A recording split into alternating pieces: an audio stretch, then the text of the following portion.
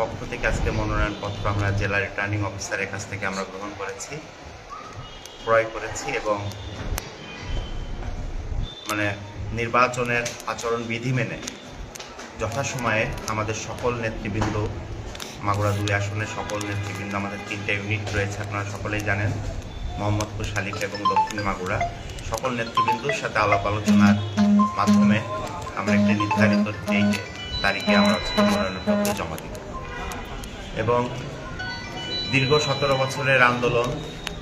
আমাদের যে ভোটের অধিকারের জন্য যে আমরা আন্দোলন করেছিলাম, সেই দীর্ঘ আন্দোলন দেশনেত্রী বেগম খালেদা জিয়ার আপসীর নেতৃত্ব এবং তার নেতৃত্বের ফলে আজকে বাংলাদেশের একটি সম্ভাবনার সৃষ্টি হয়েছে। আগামী ত্রয়োদশ জাতীয় সংসদ নির্বাচনকে অত্যন্ত গুরুত্বের সাথে